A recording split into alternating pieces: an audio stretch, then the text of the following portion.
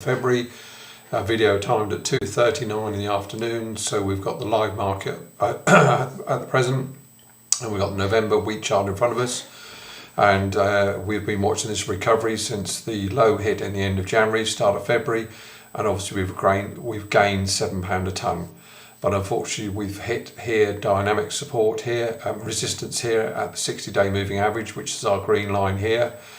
Also, we've had a Fibonacci retracement number of 149, which comes spot on the same as the 6-day moving average, and the market is just stopping dead, and at the moment it's unable to break through. We're down here this afternoon somewhere at 147. You've got like a consolidation pattern, like a triangle taking place, until we get a breakout confirmation, which is a close above the 149 or below the 30-day moving average, is the red line, 147. The market's not going to show its hand direct next direction. Obviously the trend is still, and the monthly trend of the last 4 or 5 months is still down, but we have had a bounce, and obviously we're watching to see whether that bounce carries on or not. And obviously the sign will be a close between these two levels above will give us a target of 151 to go and gap fill this, and this 50% retracement on the downside. Obviously we've got a revisit of the lows, 142, and also the target from the breakout to 140. We just put up on the May wheat chart, which is the old crop chart, and you can see how important this 60-day moving average has been over the last year. You can see here in September we came up, tested, didn't break through, and the market then rejected it, went down. You can see that during November, December, prices were held by the 6-day moving average, and it consolidated during that month here.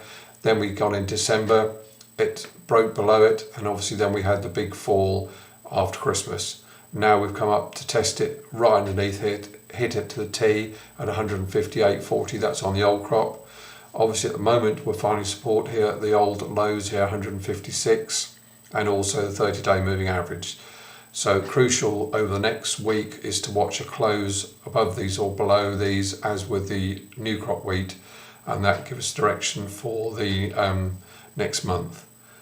Just coming on, looking at the US wheat, which has been the leader to all this action that we've seen, this recent fall, and you can see here likewise we've been using the 6-day moving average, and you can see here it follows to the T over the last 6 months how it's acted as resistance. Here's support, here's resistance, and here hopefully we're seeing that it's acted as support, but obviously you can see what's happening here. We're just waiting for the next move of this consolidation pattern here to break out either the up or the downside, and obviously I'll try and put an indication of that when it happens.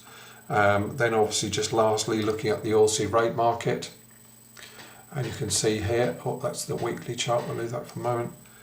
Where are we? Oilseed rape. No, seems to have lost it. All right.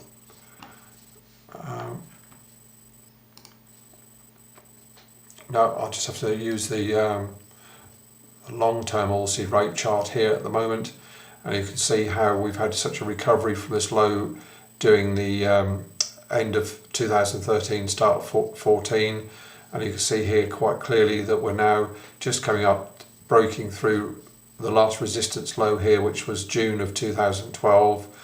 We're at 390, that's on the old crop, and we're testing this 400 level. Have to see whether it's got legs to break through that level at the present moment, but obviously I'll keep an eye on that next week. So obviously we're at a important crucial time on the wheat market at the moment, and we just have to keep an eye and see whether we break through this level on the old crop 149. And thanks for watching. I'll put an update this time next week.